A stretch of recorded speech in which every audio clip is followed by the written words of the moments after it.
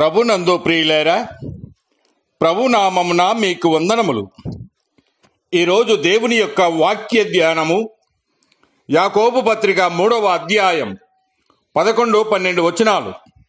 నీటి బుగ్గలో ఒక జలం నుండియే తీయని నీరును చేదుని నీరును ఊరునా. నా సహోదరులారా, అంజూరపు చెట్టున ఒలీవ పండ్లైనను ద్రాక్షతీగను అంజూరపు పండ్లైనను కాయునా. అటువలే ఉప్పు నీళ్లలో నుండి తీయని నీళ్లను ఊరవు.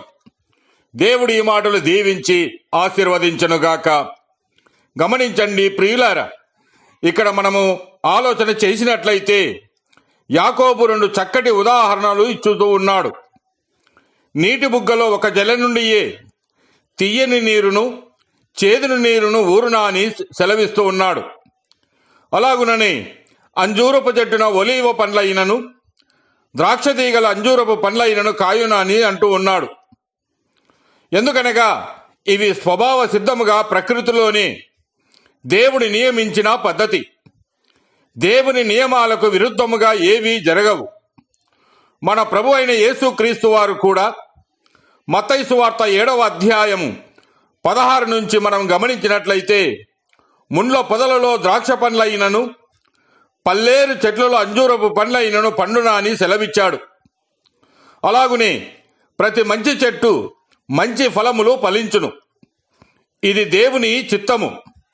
దేవుడు మనలను తన పోలికగా చేసి ఫలించి అభివృద్ధి చెంది భూమిని నింపుడని చెప్పాను.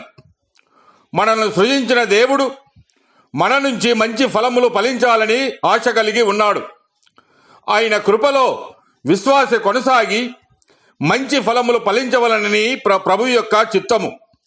అయితే ప్రభు చిత్తమునకు సృష్టిలో అన్ని లోబడుచున్నవి, కానీ మానవుడే లోబడుట లేదు. యాకోబు గారి ముఖ్య ఉద్దేశం ఏమనగా, ఒక జలములో నుండి మంచినీరు చేదునీరు రావు, కానీ ఒక విశ్వాసిలో మంచి మరియు చెడు కూడా వస్తూ ఉన్నాయి. మంచి చెట్టు మంచి ఫలమును ఫలించును, కానీ విశ్వాసి ఫలింపలేకపోతూ ఉన్నాడు. కారణం నాలుక. హృదయం నుండి వచ్చే ఆలోచనలు, తలంపులను అవి బయటకు తెలియజేయు సాధనమే నాలుక. అట్లే నాలుక హృదయం నిండిన దానిని బట్టే నోరు మాట్లాడనని ప్రభు సెలవిచ్చెను. కావున ప్రియులారా, మన హృదయము దేవుని ఎదుట ఎల్లప్పుడూ పవిత్రమైనదిగా నిర్దోషమైనదిగా ఉంచుకొనవలెను. దేవుడు మిమ్మల్ని దీవించి ఆశీర్వదించునుగాక.